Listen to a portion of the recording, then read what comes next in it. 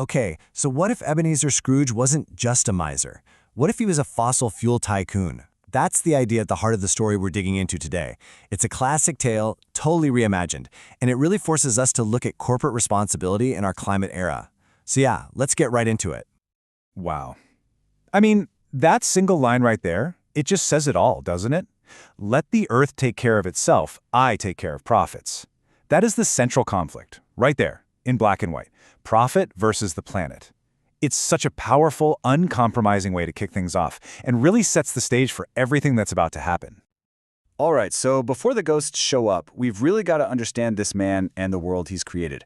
We're talking about a world completely fueled by profit. And, well, the consequences are just about to come knocking at his door. You know, what's so fascinating here is how this story just completely reframes the character we all think we know.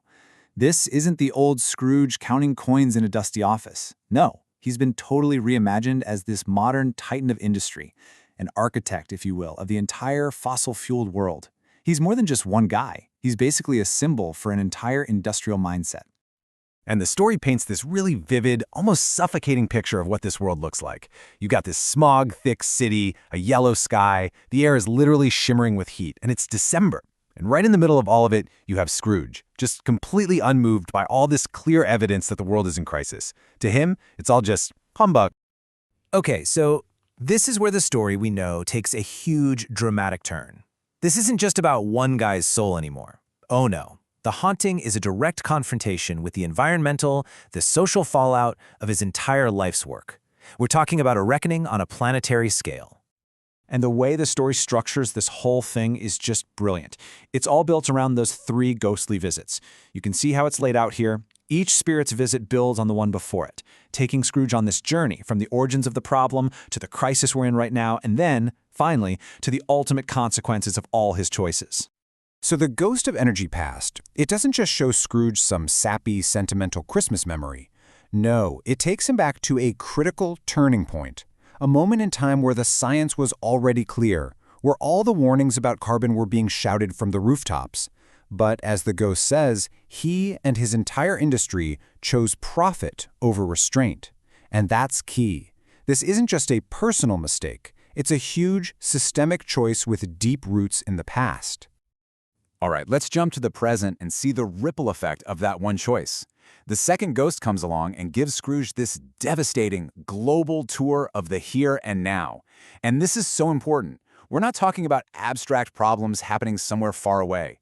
This is about immediate human suffering. We're talking flooded cities, farms that are failing, hospitals that are overflowing, and it's all directly traceable back to the industry Scrooge built.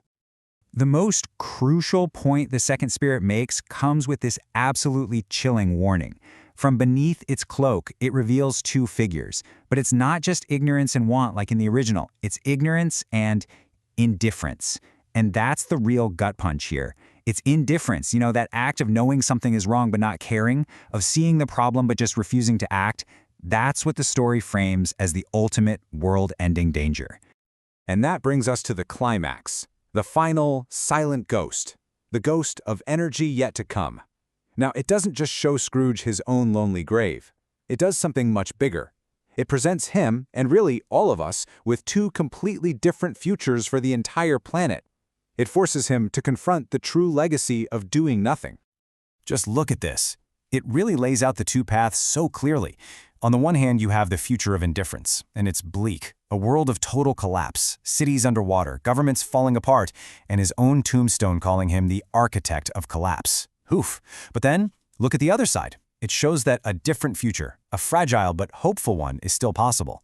A future of action. You see wind turbines, green cities, a world where people are rebuilding things, not just tearing them down. The contrast is just wow. It couldn't be more stark. Seeing his name on that grave, with that horrible legacy attached to it, that's the final straw. That's the moment he just completely breaks. He's begging the spirit, he's pleading for another chance to change things. He promises to walk away from the fossil fuels that made him rich and to use all of his wealth to try and heal the damage he's done. He chooses action. And this part is so important. The story doesn't just end with him feeling sorry for himself. The whole final section is about the hard work that comes after that moment. It's about showing how Scrooge actually transforms himself from that architect of collapse into an architect of renewal. And his change isn't just talk. It's immediate, it's practical, it's systemic. He doesn't just, write a check to charity and call it a day. He fundamentally re-engineers his entire empire. I mean, look at this blueprint. He shuts down coal plants. He transforms pipelines into power lines. He funds renewable energy projects. He's not just trying to stop the damage, he's actively creating green jobs. And, this is huge, he finally starts listening to the scientists and the communities he ignored for his entire life. This is what the story presents as real corporate responsibility. And in the world of the story, these huge, decisive actions actually work. They have a real, tangible effect. The sky starts to clear, the planet, and I love how the source material puts this, though wounded, began to breathe again. It leaves you with this really powerful message of hope, that even when you're right on the brink, real, systemic change can actually lead to a real recovery. So the story wraps up by saying that Scrooge finally learned how to keep a planet well, and then it leaves us with this final, really piercing thought. It's borrowed from the original book, but it's totally reframed for our time today. And may that truly be said of all of us. It's a question that just kind of hangs in the air, doesn't it? It turns this fictional story into a very, very real challenge for every single one of us.